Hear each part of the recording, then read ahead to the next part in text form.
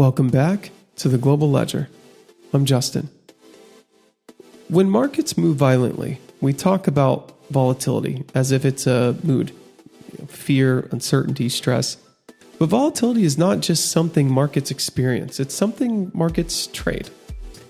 In today's episode, we're going to talk about volatility markets, okay? This is the place where uncertainty itself becomes a priced asset and where risk is transferred, hedged, and sometimes even amplified.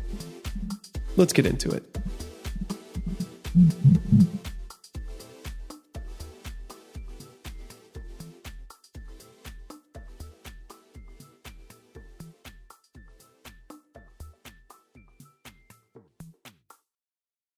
At its core, volatility measures how much prices move over time.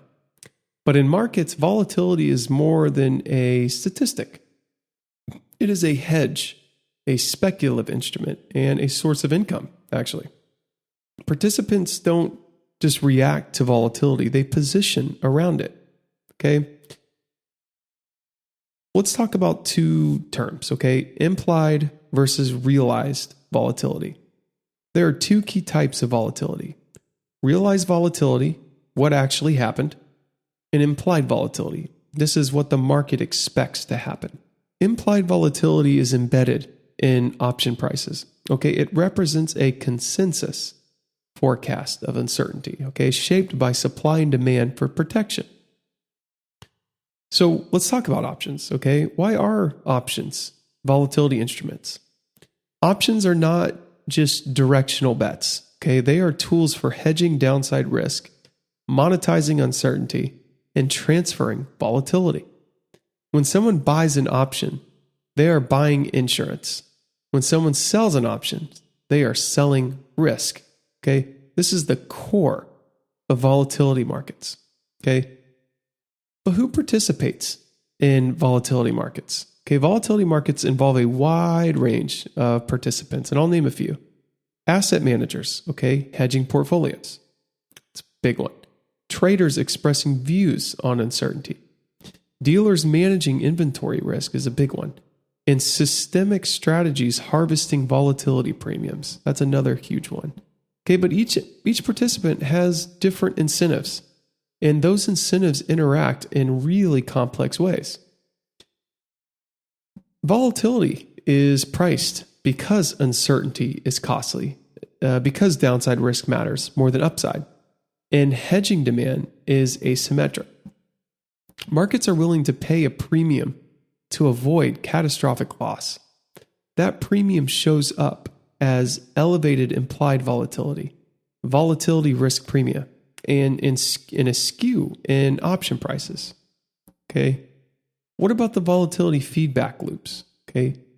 Here's where microstructure kind of becomes critical when we start talking about this. Okay. Volatility markets don't just reflect the uncertainty present. Okay. They can create feedback loops when volatility rises. Okay. Because hedging demand increases or option prices rise or and underlying price moves as well. Volatility can become self-reinforcing. However, volatility and liquidity, okay, this is a great time to bring in liquidity, are deeply linked.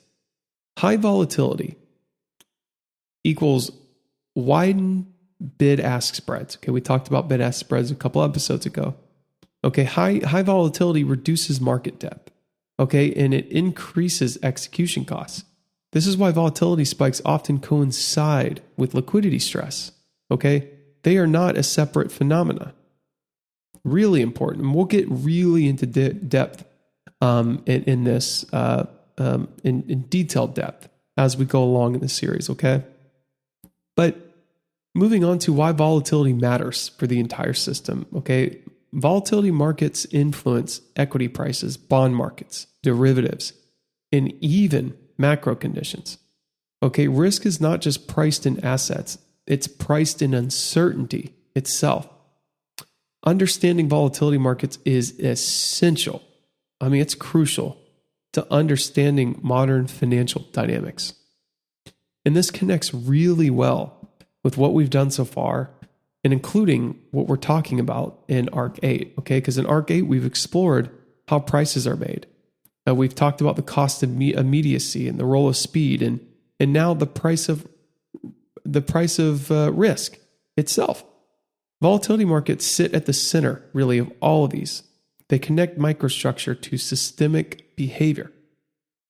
Okay, so now that we understand where volatility is traded, okay, the next question becomes, what happens when the act of hedging starts to move markets? Okay, what happens when risk management itself becomes a driver of price action? Okay, in the next episode, episode 75, we'll explore dealer gamma. Okay, and this is when hedging moves markets. Because in modern markets, stability and instability often come from the same place, and that is risk management. And that's next. Once again, I'm Justin, and thank you for being here.